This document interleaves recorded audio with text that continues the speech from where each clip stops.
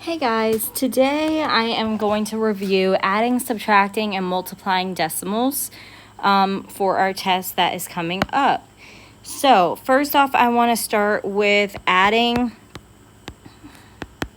decimals. All right, so we're going to start with 4.815 plus 2.17. All right, so with adding and subtracting, you have to line up the decimals. So that's different from multiplying decimals. So with adding and subtracting, we have to line them up. So if I'm going to rewrite this, I have 4.815 plus, I'm going to put my decimal there first, and then I'm going to look at the rest of the numbers. So I have a 2 on here, and then I have a 1 and a 7. Now, I'm allowed to put the 0 here because all of my numbers here want to have partners. So I have to put a 0, and I'm only allowed to put zeros at the end of the numbers behind the decimals. So I can't put the 0 before this 1 or anything like that. It has to be at the end. So now that I have my decimals lined up and I have all my numbers have a partner, see how they each have a partner here. So now I'm allowed to add like normal. So get this out of the way here. All right, so I'm going to do 5 plus 0, which is 5. 1 plus 7, which is 8. 8 plus 1, which is 9. Bring down my decimal. As you can see, my decimal stays in the same line. Once again, you only do this with adding and subtracting decimals. You have to line up the decimals. And then lastly, 4 plus 2, which is 6. So my answer is right here, 6.985. So that's with adding decimals. So now I'm going to do subtracting decimals. So,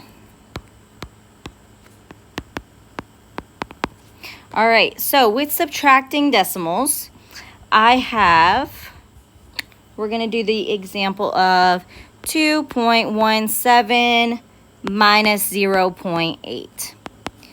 So, once again, we have to line up the decimal points. So I'm going to start with whatever number is first. So I got 2.17 minus, then I'm going to put a 0 here, a point here, and an 8. Now I'm allowed to put a 0 here.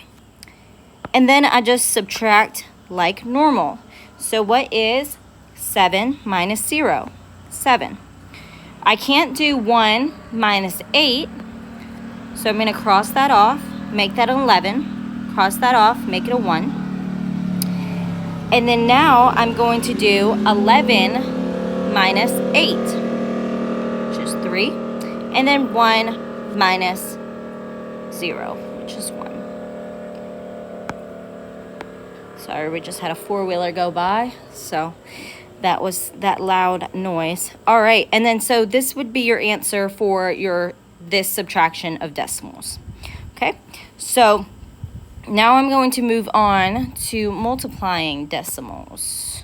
Now, with multiplying decimals, I do not line up the decimals like adding and subtracting. You keep it how it is.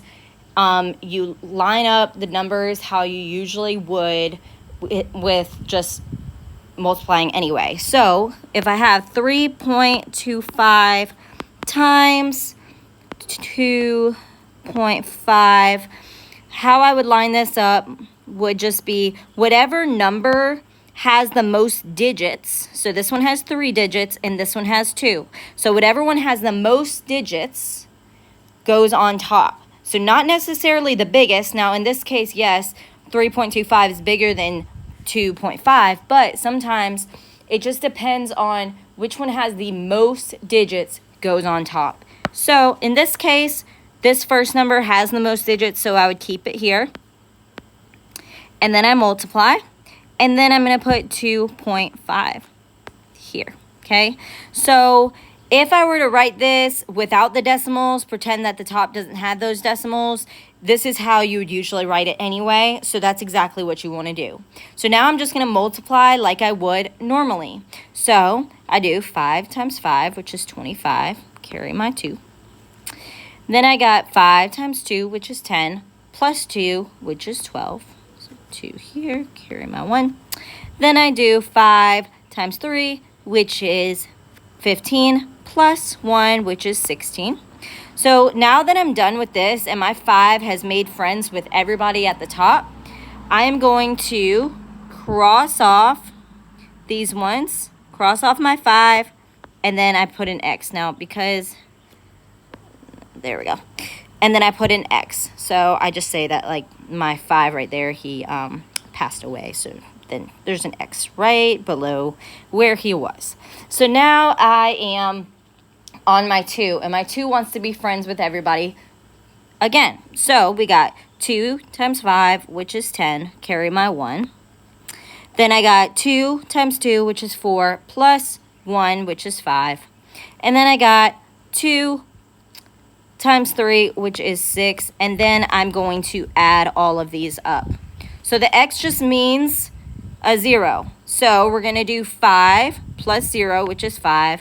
2 plus 0, which is 2. 6 plus 5, which is 11. Carry my 1.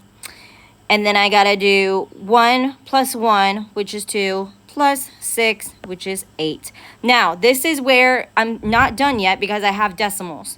So depending on how many numbers are behind this decimal on both cases, that's how many spaces I move. So I got, here's my decimal. I got 1 digit, 2 digits behind that particular decimal, and then I had this one. So that means that I have to move down here 3 times. So 1, 2, 3. So this is where I would put my decimal. And that is how you multiply decimals. And further on this week, we're going to learn about dividing decimals. So be prepared for that. But our test is tomorrow, so I hope that everybody studied over the weekend and looked at their study guide. I will see you guys tomorrow.